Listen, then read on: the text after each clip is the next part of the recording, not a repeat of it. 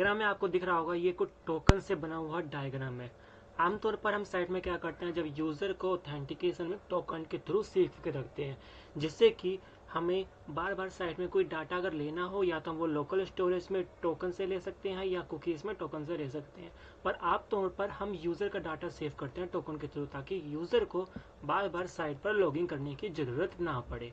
ठीक है, पर लेकिन प्रॉब्लम क्या आ रही है, आपने यहाँ पर देख सकते हो हमने डायग्राम पे या रियल में जो टोकन को सेव किया जाता है वो जनरली दो तरीके से सेव किया जाता है।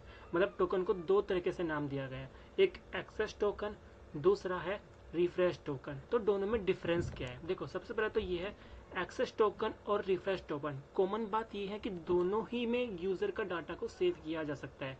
यूजर के डाटा को सेव करके JW के थ्रू टोकन को जनरेट करके आप उसको लोकल स्टोरेज में सेव कर सकते हो या फिर आप कुकीज में सेव कर सकते हो। तो लेकिन दोनों में डिफरेंस क्या है, देखो सबसे पहली बात मैं बात करता हूँ रेफ्रेश टोकन की। रिफ्रेश टोकन, जो टोकन हम कुकीज में स्टोर करते हैं उसको रिफ्रेश टोकन भी कहा जा सकता है। लेकिन रिफ्रेश टोकन कैसे कहा जा सकता है, रिफ्रेश टोकन ज़्यादातर वो टोकन होते हैं जिसमें सिक्योरिटी ज़्यादा हो जाती है। यानी आप ये मान लो, जैसे कि आपने देखा होगा किसी साइट में अगर आप रजिस्टर करते हो तो आज से 7 दिन के बाद, एग्जाम्पल फेसबुक का ले लो, 7 दिन के बाद भी आपको उसी साइट पर आप लॉगिन हुए मिलते हो। वो ज़्यादातर लॉगिन की कुकीज़ की वजह से होता है, क्योंकि कुकीज़ के अंदर टोकन को मोर सिक्योर बनाने के लिए 3-4 फंक्शनलिटी दी होती है, जिसमें से एक HTTP ओनली होता है, जिससे कि cookie only JavaScript access, sorry HTTP only होता है। अगर हम इसको ट्रू कर देते हैं तो जावास्क्रिप्ट कुकी एक्सेस नहीं कर सकती, मतलब फ्रंट एंड से कुकी को एक्सेस नहीं किया जा सकता। दूसरा एक सिक्योर भी होता है, अगर हम उसको ट्रू कर देंगे इसका मतलब ये है कुकी ओनली HTTP ही ट्रांसफर होगी। तीसरा एक ऑप्शन ये भी होता है सेम स्ट्रिक का, जिसको अगर हम ट्रू कर देंगे उससे भी हमारी कुकी स्टोर हो जाएगी। अब सवाल ये होता है कि HTTP के अंदर, सॉरी रिफ्रेश टोकन जो हम कुकीज़ के अंदर स्टोर करते हैं वो लोकल स्टोरेज में क्यों नहीं स्टोर कर सकते। क्योंकि अगर लोकल स्टोरेज में भी हमारा जो रिफ्रेश टोकन हो जाएगा तो वो भी सिक्योर हो सकता है, वो ऐसा नहीं हो सकता, क्योंकि लोकल स्टोरेज के अंदर HTTP, लोकल स्टोरेज के अंदर कुकी जैसी कोई फंक्शनैलिटी नहीं दी होती, ना ही इसके अंदर HTTP ओनली का ऑप्शन होता है, ना सिक्योर का, ना ही सेम साइट का।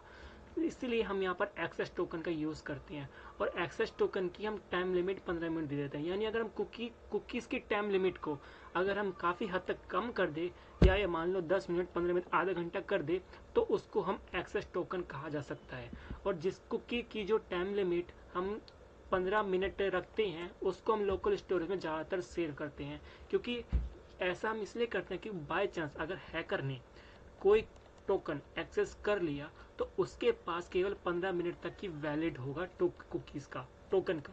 मतलब 15 मिनट तक ही वो टोकन को एक्सेस कर पाएगा, जिससे कि साइट को हैक करने के चांसेस काफ़ी हद तक ख़त्म हो जाएंगे।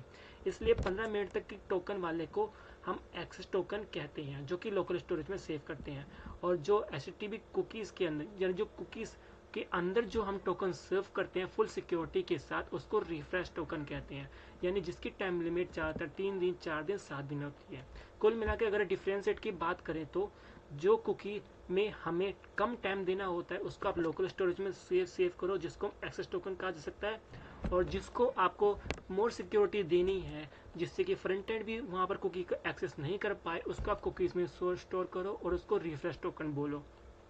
ठीक है, पर लेकिन अब ये तो होगी थियोरटिकल लेवल बात, लेकिन जब इसको बैक एंड में हैंडल करते हैं तो इसको हैंडल करने का तरीका मोर ट्रिकी हो जाता है। क्योंकि एक तो हम, जब हमें ये टोकन के बारे में नहीं पता था, एक्सेस टोकन और रिफ्रेश टोकन, हम डायरेक्ट टोकन को या तो लोकल स्टोरेज में सेव करते थे या तो कुकीज़ में सेव करते थे, और वहीं से कुकीज़ को वेरीफाई, वहीं से हम टोकन को वेरीफाई करके आगे का डाटा प्रोसेस करते थे, यूज़र के स्टेप को आगे बढ़ाते थे।